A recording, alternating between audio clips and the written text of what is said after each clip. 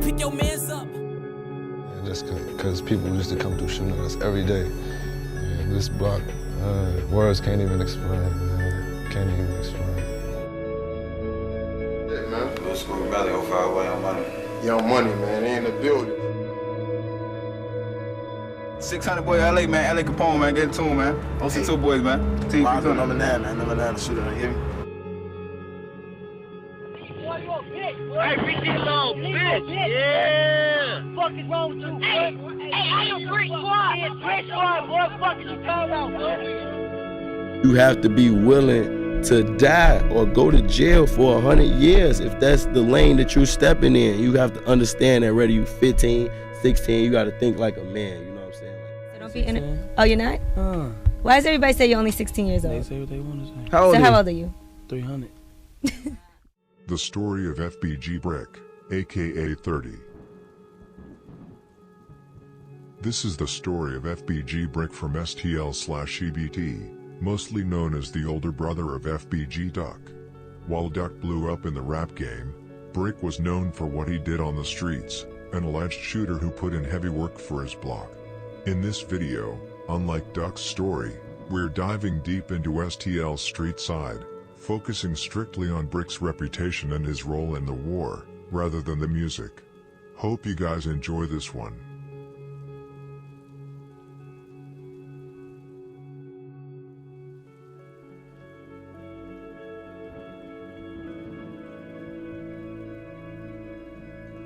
FBG Brick, whose real name was Jermaine Robinson, was born on August 19, 1990, in Chicago, Illinois. He grew up coming from poverty in the I-B. Wells homes in Bronzeville, where his great-grandmother, a retired CTA bus driver, struggled to raise him, his mother, and over a dozen other grandchildren. Brick once recalled, "It was sometimes 7 of us in one bed. Times were tough enough that he'd occasionally skip school just to avoid being teased over dirty or smelly uniforms." The I-B Wells housing complex was named after the famous civil rights activist and sat right in Bronzeville on the south side. By the time Brick was growing up there, the area was heavily controlled by the Black P Stones, the same projects where Stone founder Eugene Hairston was killed, before the city eventually tore the buildings down in 2011. Coming out of that environment meant Brick originally hailed from BeamTeam039. An interesting side note is that Swipper from Newtown actually grew up alongside Brick, which explains why Swipper was already plugged in and good on 63rd when he moved over there. Growing up in those projects, Brick was actually a black disciple just like his father, but as time went on, he eventually flipped to insane BD. Brick's father was shot to death in his early teens.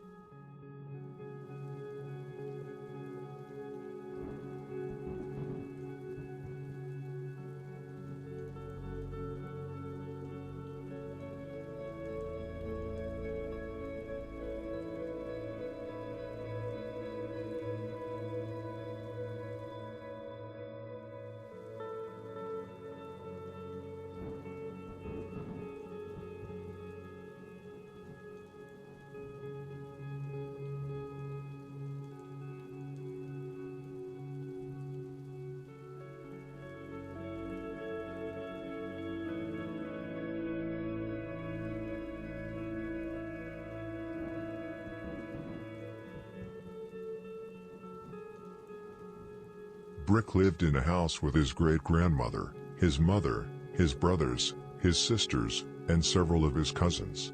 In an interview, Brick mentioned that his great-grandmother had enough money to keep everyone in the household fed and taken care of. He recalled that he, his family, and his cousins always had fun together there, constantly playing sports like basketball and football, times he said he deeply missed. Brick moved around a lot during his childhood. Whenever his great-grandmother relocated, he and large parts of the family followed her.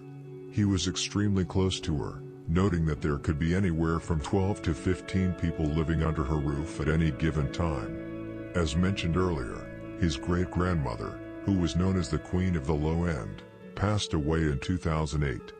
Because Brick came from such a massive family, it has always been difficult to sort out who was a sibling and who was a cousin, but his core family consists of 5 brothers and 3 sisters, making 9 siblings in total.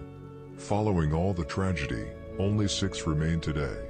Brick's brothers include Duck, Shell the Don from Mob, Daisuke from Taekwon World, FBG Day from STL/EBT, and Creed the Don from STL/EBT. He also had 3 sisters. Their youngest sister, La Andrea White, died tragically in a house fire in 2014 when she was only 3 years old. The other 2 sisters are named Lashe and Shiira Akeva.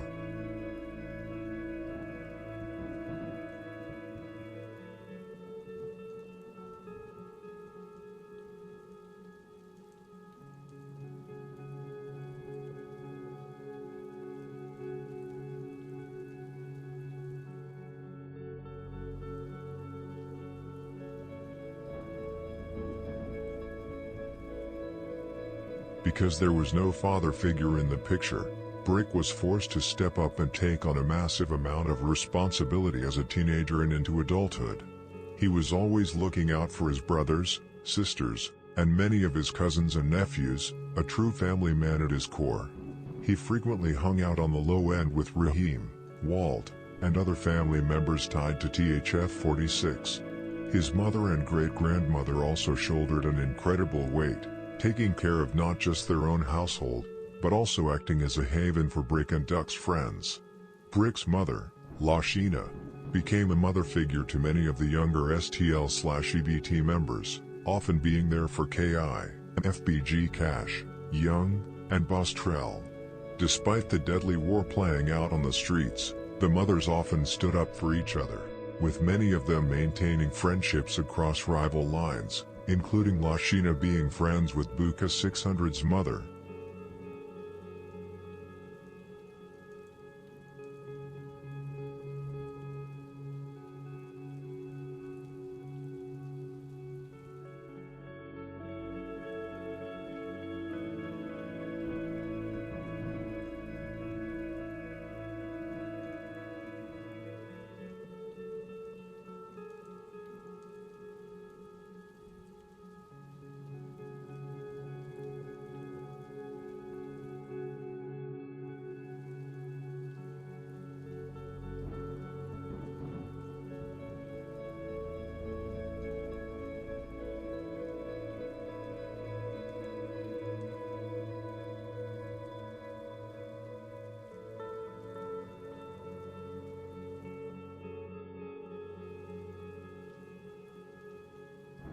Brick was a real hothead growing up, starting down a criminal path extremely early and running into trouble with law enforcement sooner than almost any other member.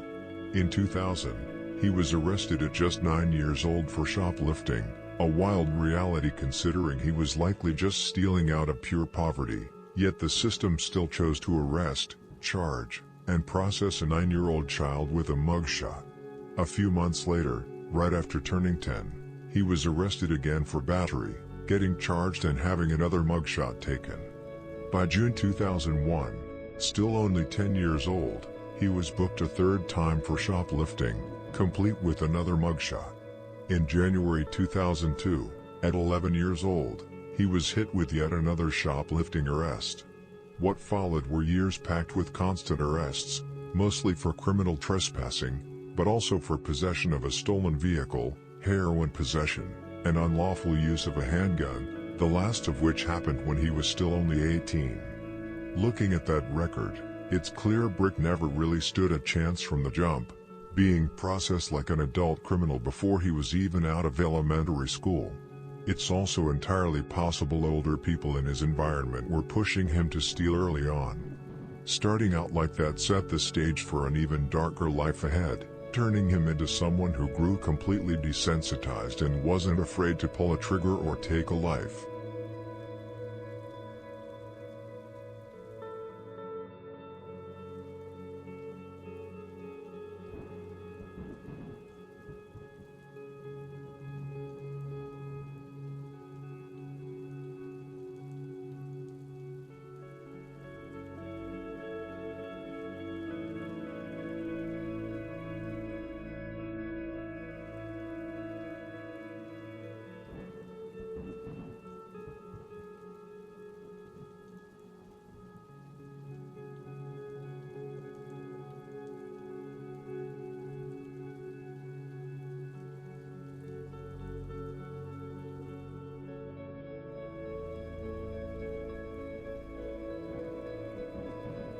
Before we dive deep into Brick's life, I want to explain the history of STL and EBT and the difference between the two sets. If you look back around 2007 to 2009, before STL and EBT basically merged into one set, STL was actually the quieter and more chill block out of the two. EBT, on the other hand, was the block with the most killers that did the most damage. For example, Icy, who is from EBT, reportedly had multiple bodies. Chicken and Taki are also from EBT and have a lot of lives on their conscience. They, along with C-Ball, actually created Timp when they killed Ty from 065 Young Money, which later changed its name to Timp after his death. This also explains why STL sometimes drops Ys against Timp, but historically didn't drop Ys against 051 Young Money, though they eventually started dropping Ys for 0512 after Duck was killed. Blink is another member from EBT, and he was the one who drew first blood between STL/EBT and Wick City when he killed Fella back in 2007. Fella was actually the brother of both Big Mike from Wick City and Wooski from STL.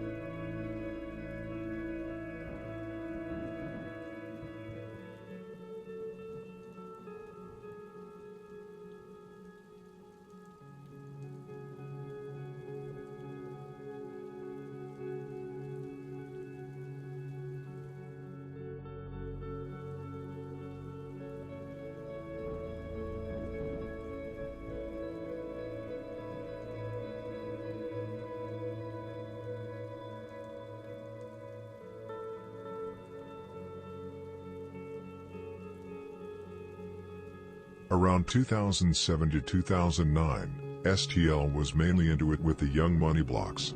EBT was also deeply locked into that beef, but their main target was Wick City and Zone 7. C-Ball, who was at the head of STL and had strong ties to EBT, helped bring the two sets closer together.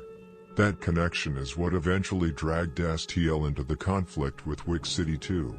C-Ball was the brother of Lil Mark from 051 and Tuka from STL. Their father, Shondale Gregory Sr., also known as Big Sko, had 14 kids in total, including Lil Sko from EBT. Shondale Sr. was shot and killed outside his apartment in Parkway Gardens, where he was living at the time. 4 people followed him as he walked into his building, and he was shot in the chest. He managed to make it inside his apartment, but he passed away from his injuries before he could call for help. It's possible that Lil Sko had visited him there multiple times and got inside information on where O-Block members were hanging out, which might have given them a motive to take Shondale Sr. out. While it's still unclear exactly who pulled the trigger, a lot point to it being members from O-Block. Later on, C-Ball was the one who taught his younger brother Tuka how to shoot.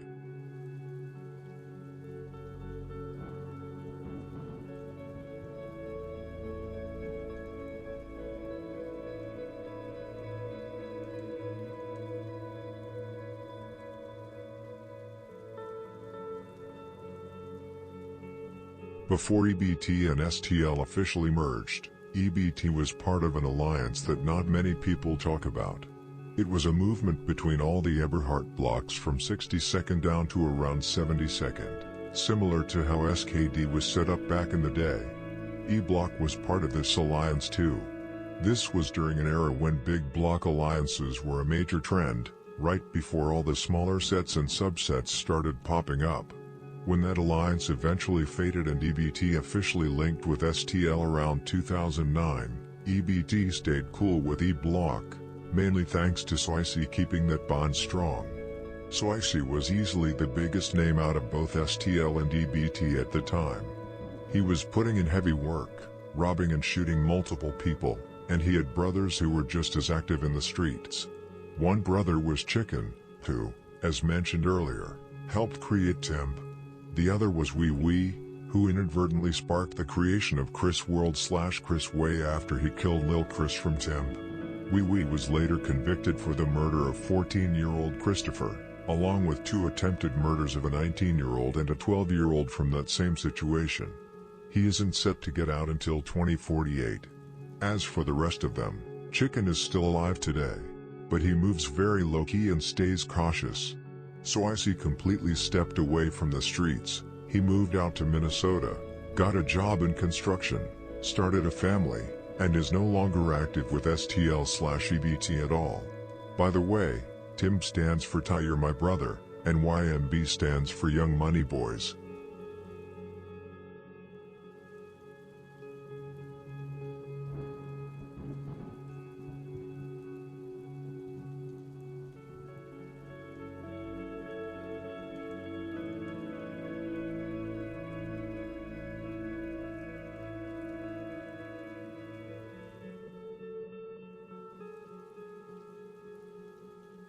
In 2009, STL was officially started as a set by Dutchie, C-Ball, FBG Brick, and Duck.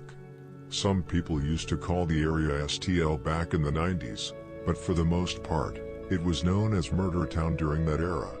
When STL formed in 2009, a lot of members moved over to the block from EBT and Jaro territory. People like KI and FBG Buddha came over from Jaro, while Lil P, Dutchie, and G.I. Joe came over from EBT territory. Brick played a huge role in building up STL's roster. For instance, Brick and Duck were the ones who actually brought Lil J around STL around 2010. They connected with Lil J through Kells and Rose, who were the younger brothers of Lil 4. They brought in a lot of key members, including Billionaire Black, who originally came from Jaro, went over to Welch World for a bit, and eventually joined STL.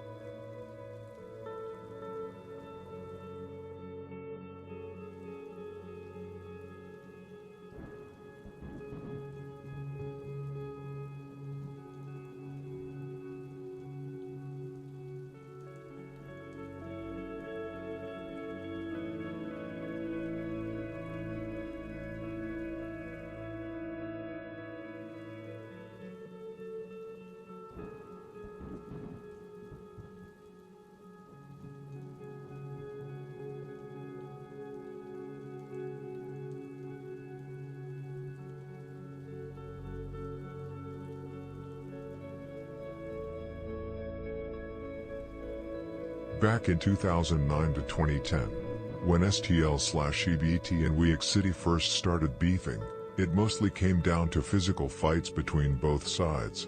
STL and EBT used to pull up to Parkway to fight all the time, whether it was right after school or just out on the block. Brick was often involved in those fights and was always present, which made him a very familiar face to Week City early on. This was also the period when Timb and Week City were actually cool with each other, even going on hits together, which definitely bothered STL. EBT was the main set torching Timb at the very beginning of that war. Like I mentioned earlier, those three brothers, IC, Chicken, and Wee, terrorized Timb. In 2009, Chicken killed Ty from Young Money Boys, which led to them creating the name Timb in his memory. Then in 2010, Wee killed Lil Chris from Timb, which eventually sparked the creation of Chris World/Chrisway. After those hits, Timb started sliding back on STL and EBT for revenge. The very next year, Timb and O-Block scored on STL, a hit that sparked years of non-stop violence, heavy disrespect from the BDs, the birth of a ruthless new generation, the rise of the BDK movement, and made Brick, who already was a shooter, wanting to get back.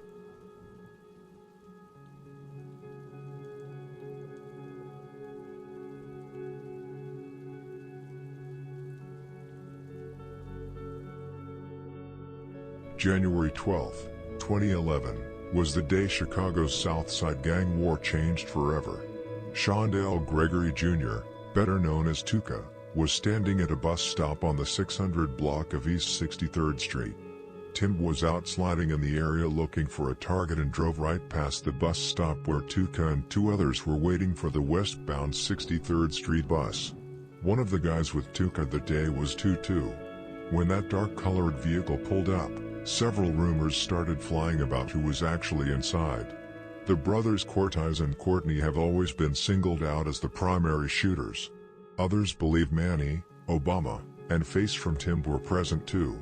Then you have guys like FBG Buddha claiming OD was one of the actual killers.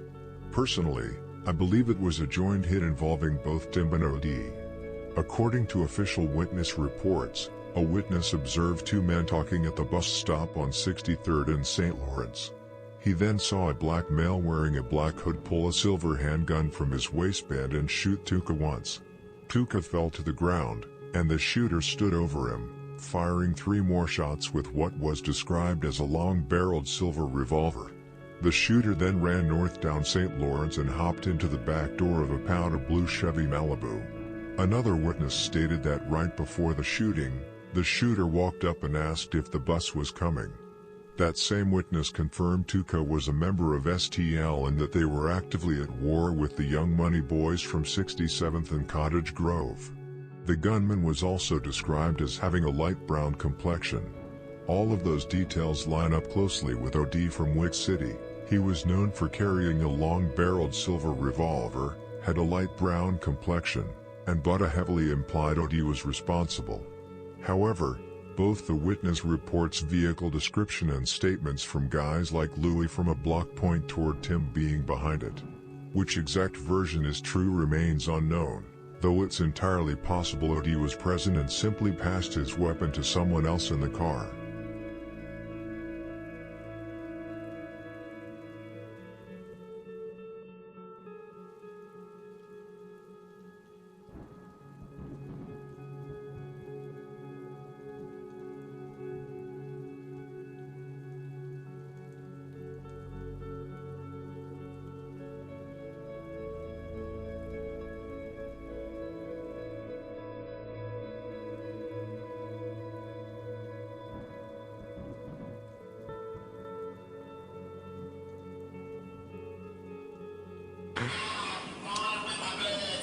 I'm a big smoke and a little drink.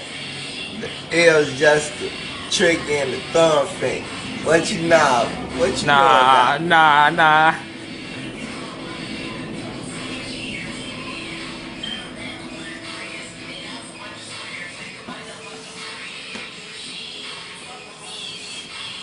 See, me personally, I'm the shit like fly food. I wouldn't try, dude. I'm tired of you niggas thinking you hotter than me. I'll pop you and flee. Actually, mentality. Swag on the rooftop. Delete that shit, man.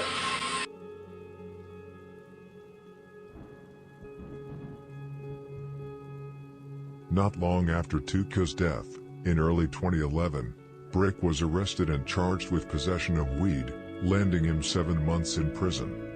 That sentence is crazy considering it wasn't even a large amount of marijuana, but looking back at his extensive juvenile record, the judge likely threw the book at him just to keep him off the streets longer than the actual charge warranted.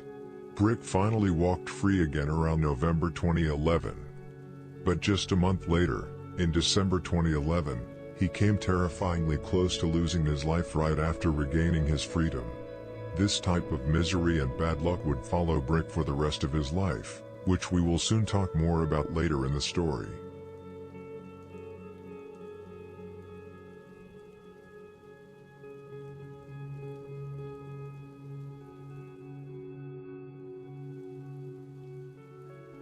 As I said, in late December 2011, Brick came extremely close to losing his life. He was shot by a young and hot-headed Rondo No. 9 at the busy Roosevelt CTA station, right near Roosevelt Road and State Street. Brick, who was 21 at the time and significantly older than Rondo, took a bullet to his upper left torso. He was rushed to Northwestern Memorial Hospital in critical condition, but he ultimately survived. The shooting caused total chaos at the train station. Commuters scrambled for safety, and several people were actually trampled on the escalators trying to escape. Witnesses recalled hearing gunshots and screams coming from above before a panicked crowd rushed down the stairs, pushing everyone out of the way. The situation allegedly started as a massive brawl between a coalition of O Block, 600, Tim, and Front Street against guys from STL, EBT, Jaro City, and Mob. But instead of just jumping into the fistfight, Rondo pulled out a gun and shot Brick in the upper body right in front of everyone. Rondo was arrested and charged with aggravated battery with a deadly weapon for the incident. Later on, Buka accused Brick of snitching on Rondo to the police over the situation. Brick being called a snitch was pretty ironic, considering Brick had actually accused Rondo of snitching on Lil Scrap just a few months before that. Oddly enough, it was the shooting of Brick, and not Rondo's alleged involvement in the Q2 murder, that actually built Rondo's early clout in the streets and on the internet.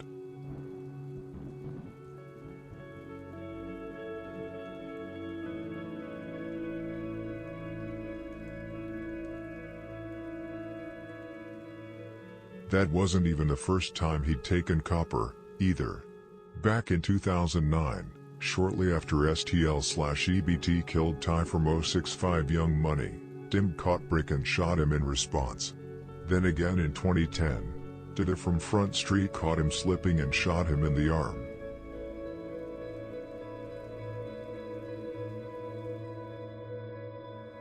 It was no wonder that people were looking for Brick in particular.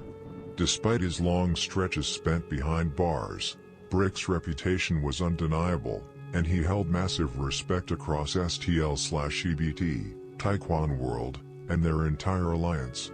He wasn't just another member sitting around, he was considered a real factor who had been in the game for a long time.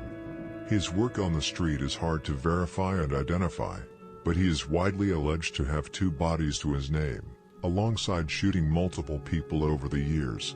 His mother, Lashina, even talked about the stark contrast between her sons. While Duck was naturally nice and kept things cool, Brick was a crazy dude who had no problem causing real harm and putting people in the hospital. That reputation was built across 2 main eras.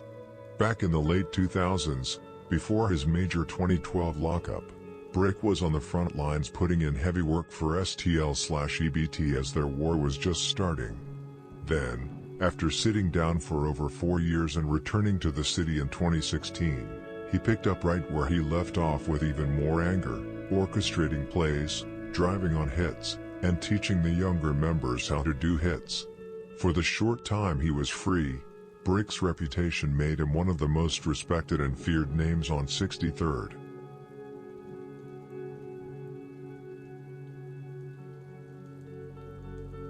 As I mentioned earlier, Brick's criminal path began early. By his mid-teens, he had started dealing cocaine and heroin, and by 17, he was arrested on drug and weapons charges. Even though he was still a minor, he was charged as an adult with a felony and booked into Cook County Jail. After pleading guilty, he ended up spending the rest of his teenage years downstate in the Vienna Correctional Center. Brick was caught in the legal system far more than almost anyone else I've seen. Outside of those who were straight up wrongfully convicted, I've rarely seen anyone hit with that level of relentless bad luck in the court system. In early 2011, long before he got shot by Rondo, Brick served another several months behind bars after being caught with a small amount of weed. But upon his release later that year, he was actively trying to take a different path. He took 2 music management courses at Columbia College Chicago that spring and hoped to go back. His main goal was to manage and cultivate the talent of local musicians across the South Side. On top of that, his girlfriend was 7 months pregnant with their second child, and things were actually looking promising.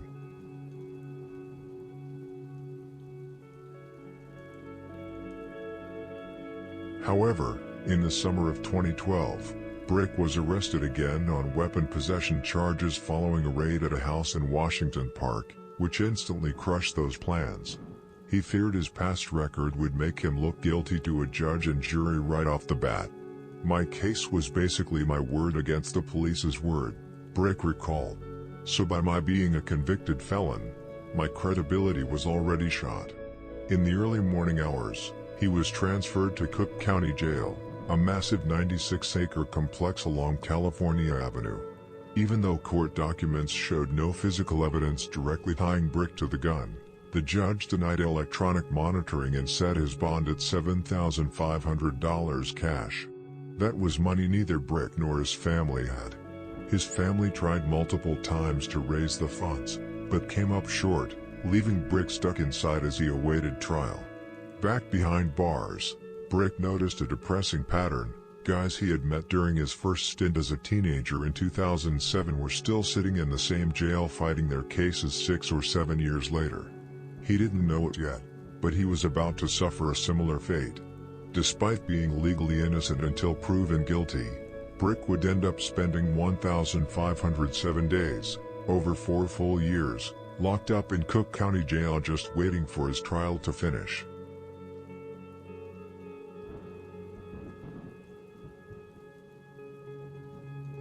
Believing the state had no solid evidence against him, Brick hoped his case would get thrown out quickly, maybe even in time to head back to Columbia for the fall semester. But as registration deadlines came and went, he remained stuck in jail, struggling to get a solid defense together. His family initially hired a private attorney, but as they fell behind on payments, months of uncertainty followed regarding who was actually representing him. Eventually, the Cook County Public Defender's Office took over his case in early 2013. Every month or two, guards would wake him up at 4:30 a.m., throw him in shackles, and load him onto a bus with steel-plated windows. By sunrise, Brick would arrive at the courthouse in Bridgeview, where he sat for hours alongside dozens of other inmates in a cramped basement-holding cell. Around noon, he'd finally be called before a judge. Each time, the hearing would last barely a minute or two before the judge would grant another continuance, kicking the case down the road for another month or two. As those delays stacked up, Brick tried to adapt to life inside. His cell was infested with spiders and cockroaches that crawled over him at night, making sleep almost impossible. But to him, the worst part wasn't the bugs, it was the people. The jail felt like a hyper-concentrated version of the violence and rivalries from the streets. Inmates would fill old shampoo bottles with feces and urine to spray at each other as a weapon of disrespect. Whenever he got dragged into fights, guards threw him into the hole, solitary confinement, for weeks at a time. Left alone with no distraction, he had to listen to the constant screaming and moaning of mentally ill inmates in neighboring cells. At times, inmates would smear feces across their cell walls, creating a stench so foul it made the guards throw up. On one occasion, Brick watched a shackled inmate try to end his life by throwing himself over a stairwell railing. I was training in the county, I knocked the nigga out, bro, you know what I'm saying? His eye? Fucked the nigga up, Joe. Jesus Yeah, out of Christ. shit, I beat him real bad, bro. Joe, you know when nigga go through shit, bro, I don't fuck with nobody, bro, you know what I'm saying? A lot of motherfuckers might think we be out of style shit, bro, you know what I'm saying? We don't do none of that shit, bro.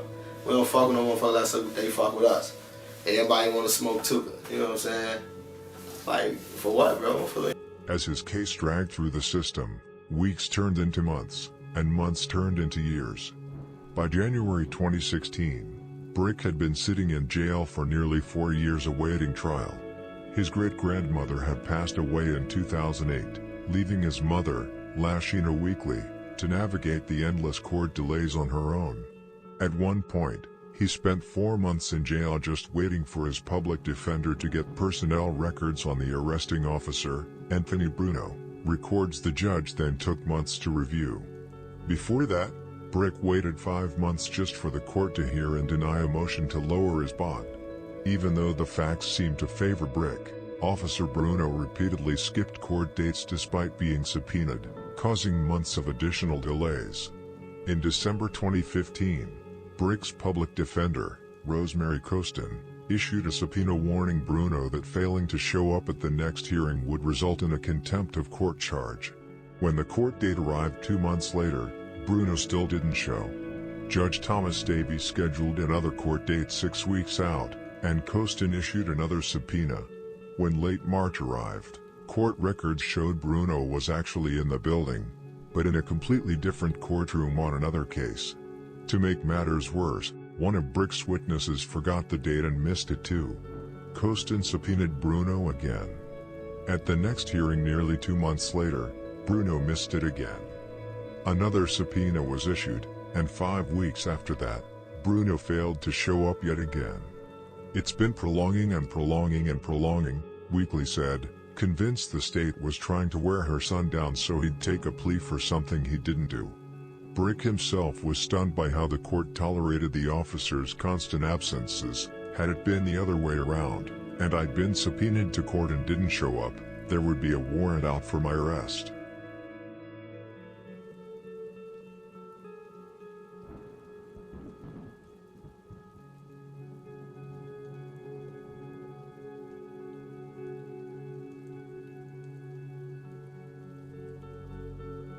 In July 2016, Officer Bruno finally appeared in court for Brick's case. Under questioning from the defense, Bruno's answers regarding the initial arrest left Judge Davey visibly unsatisfied. Right after the testimony, Judge Davey granted the motion to quash the arrest, ruling that police had no legal grounds to take him into custody in the first place. 2 weeks later, the state dropped all charges, and Brick was finally released in August 2016. After sitting in Cook County Jail for over 1,500 days without a conviction, he was finally a free man. Upon his release, Brick moved in with his girlfriend on a quiet block in South Chicago, right across the street from the overgrown expanse of the old U.S. Steel South Works plant. With his freedom restored, he dreamed of traveling the country, hoping to visit New York City and see the Atlantic Ocean for the first time. For the moment, though, his main focus was simply rebuilding his life in Chicago. He planned to re-enroll at Columbia College, but his most immediate goal was finding steady work. Brick applied for a cashier job at a local Dunkin' Donuts alongside several temporary janitorial positions, while doing everything he could to make up for lost time with his 2 young children, who were now 4 and 5 years old. Reflecting on his grueling 4-year ordeal inside the system, Brick put it simply, "I've been through a lot. I'm just happy to be back here."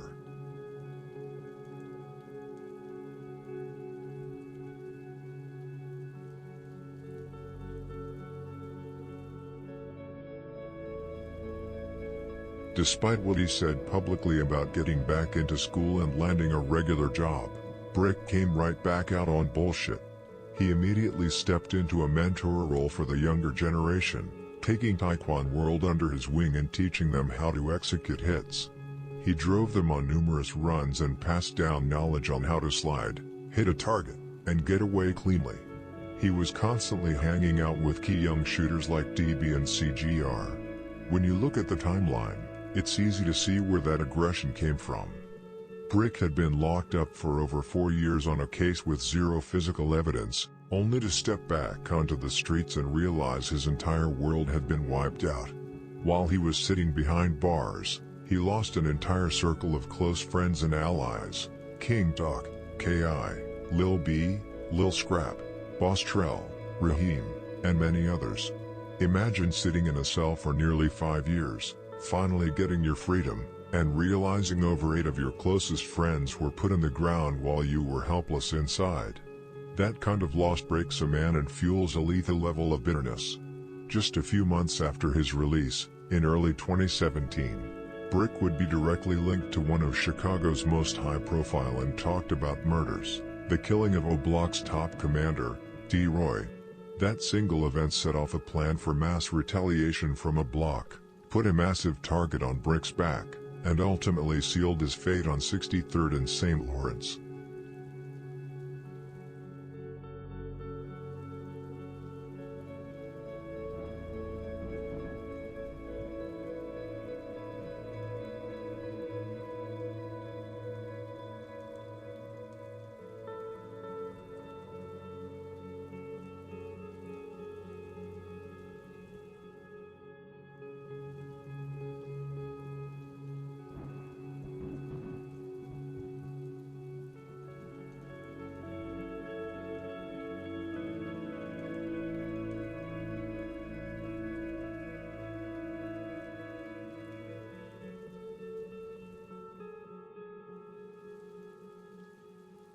On Valentine's Day 2017, O-Block's top shooter, T.Roy, was shot and killed by TB from Taekwon World inside a convenience store on the 2000 block of East 71st Street. T.Roy was actually out actively searching for TB that day, which is what brought him into Paxtown territory, an area where TB frequented. T.Roy was riding solo, hunting for TB, and decided to post up on a strip where he had seen pictures of TB posted online to see if he could catch him slipping. Word on the street is that Brick spotted T.Roy cruising through the area and immediately called TB to drop the location. Brick was actually living out in Paxtown at the time, putting him right in position to spot him. Once TB got the call, he picked up 2 times and CGR to slide over. T.Roy, who was already on high alert, caught sight of them first, drew his weapon, and tried to pursue them. TB and the others sprinted off, made it back to their apartment, grabbed heavier firepower, and suited up in all black. When they returned to the block, they spotted T.Roy walking into a local grocery store. Inside, TB and CGR cornered him. Surveillance footage shows T.Roy standing just feet away from CGR and TB. Seconds later, TB pulled his gun and fired a single shot directly into T.Roy's chest. Both TB and CGR bolted out the door and cleared the scene. The entire hit played out like a deadly cat-and-mouse game. Although TB was officially named as the primary suspect in the police report, and despite clear surveillance footage and eyewitnesses on the scene, he was never formally charged with the murder before his own death later that year.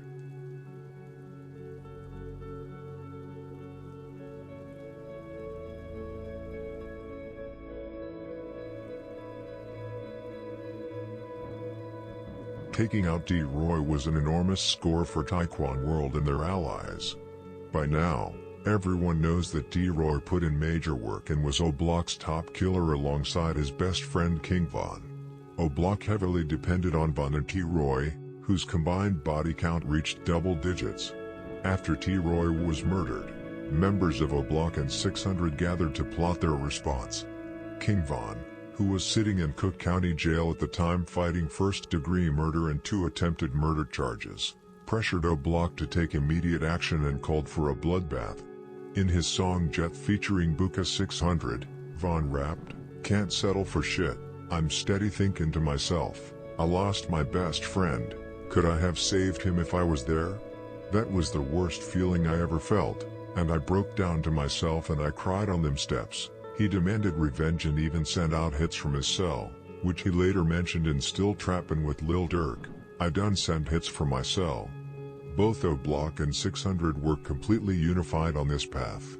Although Get Back Gang was already a concept after Big A's death, T.Roy's murder officially set the entire movement into high gear. The day after the hit, Buka 600 posted his infamous tweet, "Y'all don't know the half of what's finna transpire." In the months leading up to Brick's death, O-Block and 600 went on a tear, killing Lil Ho from Jaro City, Jamo from Mob, Poppy from Taekwon World, and both Nana and White Girl from Mob. Brick almost certainly knew it was coming and that they were actively hunting him down. He tried to move as smart as possible, but in the end, O-Block's relentless pressure and drive for revenge were simply too overwhelming.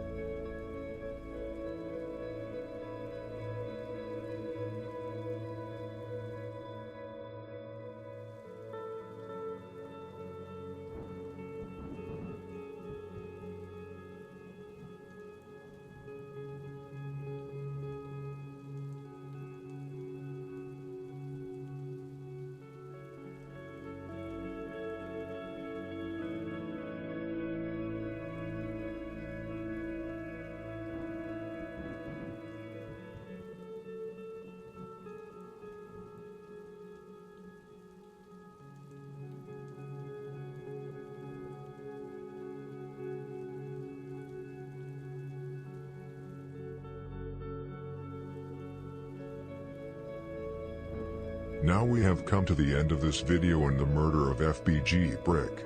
As many of you know, Brick was killed during the Get Back Gang era as a top priority target for a block, who were out to take down the biggest names from their ops to avenge the death of T.Roy. Brick was a main target because he was allegedly involved in T.Roy's murder by dropping his location, but a block also wanted him for his deep status in the streets and to hit FBG Duck where it hurt most. It happened in broad daylight on July 17, 2017. Brick and his cousin Kobe Mack were outside on the 6300 block of South St. Lawrence, a famous strip in STL/EBT territory and a major hangout spot for their members. The most likely theory is that OB600 got a direct drop on where Brick and Kobe were. You don't roll two cars deep into enemy territory like that unless you know for a fact someone is standing outside. I'm convinced someone tipped them off, and even Brick's mom, Lashina, implied the exact same thing. Members from a block and 600 pulled up in two separate cars and headed toward 63rd. They circled the block and split up. One car pulled right up in front of the house, while the other parked around 6312 Rhodes Avenue with guys waiting in the back gangway just in case someone tried to run, which is exactly what happened. This strategic setup is another big reason why Lashina believed OB600 had inside info, because there's no way they would have known to stack that back gangway unless they knew the layout and how the scene was going to play out.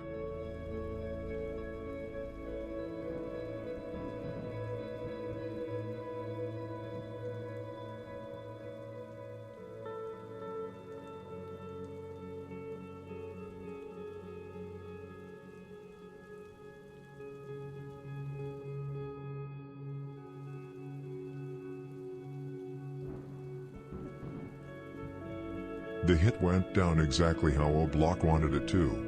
A white SUV pulled up along the sidewalk right in front of the houses, and at least one shooter jumped out of the car, opening fire on Kobe. Kobe was shot 9 times, with 4 of those shots striking him directly in the face. Brick instantly took off running, but the shooter chased him down into the gangway where the backup was waiting. Brick attempted to jump over a gate to escape, but 2 shooters were waiting for him in that gangway. They shot him 6 times in total, with 1 bullet striking him right under his right eye. Some rumors say they shot him while he was in the middle of hopping the gate and that police later found him hanging over it, but whether the detail is completely accurate is unconfirmed. The OB600 members then jumped back into their vehicles and successfully made their escape. Everything had gone according to their plan. Both Kobe, who was 31, and Brick, who was 26, were pronounced dead right there at the scene. There's a tragic photo from the crime scene showing FBG Duck trying to comfort his mother, Lashina, shortly after it happened. A mother losing her firstborn son and a brother losing his older brother. There really aren't any words to describe that kind of pain.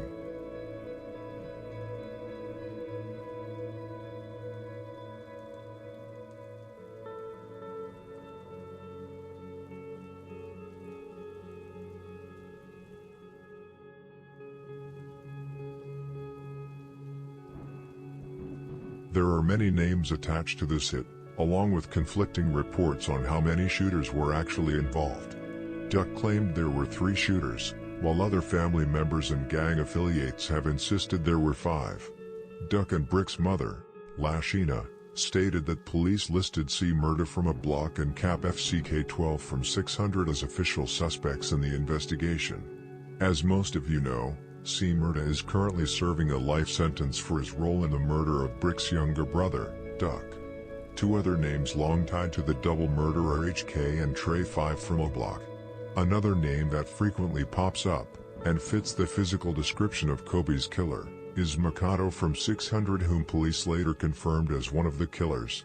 It's possible that Cap FCK-12 and Mikado took out Kobe while HK, Trey 5, and C. Murda executed Brick, though that remains speculation. Munaduke is another name brought up, largely due to a picture posted later that same day showing him and Cap FCK-12 together at a balloon release for Cheno. Of course, it's also possible that 1 or 2 of these guys weren't actually there. Nailing down every single suspect on a street hit is almost impossible, and there's usually someone involved that nobody ever suspects. But the 4 names I personally believe were definitely on that hit are Cap FCK12, HK, C Murda, and Trey 5. This was a massive score for OB600, and just a few days after the double murder, Edog tweeted, "It's going to be a cold-ass summer."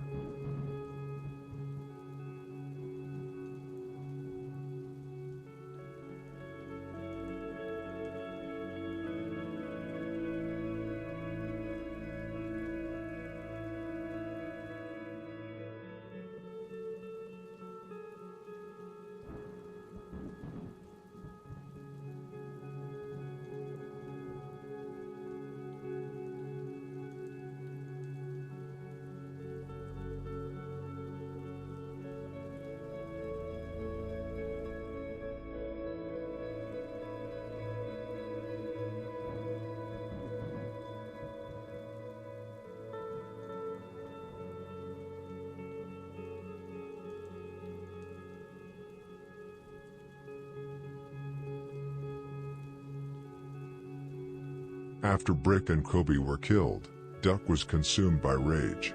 He brought up multiple times how close he was to stepping fully back into the streets to get revenge on O'Block, but his mother begged him not to handle it with violence, urging him to get his revenge through music instead. Even so, Duck definitely slid after Brick's death.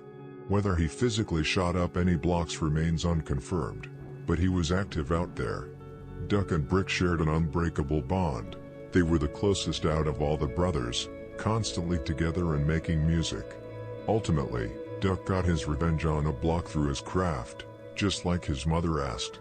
Shortly after the tragedy, Duck hit the studio and recorded Slide, which went on to become one of the biggest Chicago drill anthems of all time. You could hear the raw pain, anger, and aggression poured directly into every line, turning it into an instant high-energy track on the level of Chief Keef's I Don't Like. Slide blew up everywhere, blasting across Chicago, hitting clubs and parties in cities all over the country, and eventually racking up well over 80 million views on YouTube.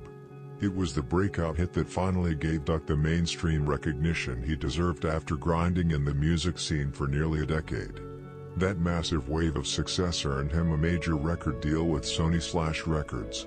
He was suddenly touching real money and securing life-changing wealth off his music.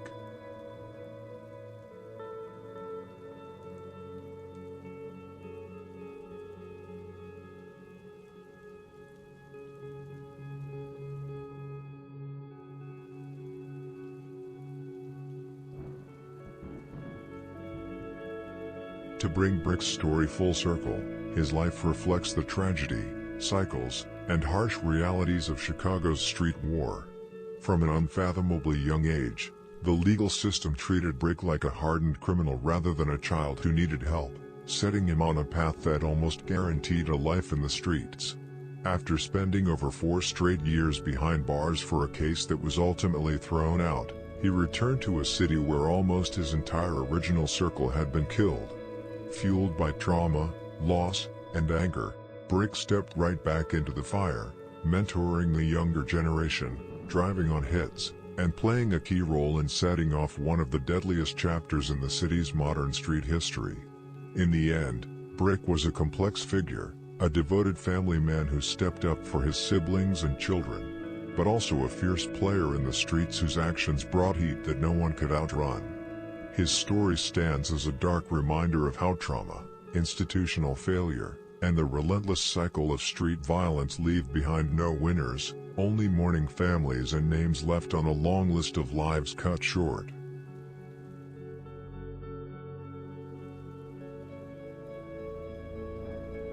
Thank you for watching this video.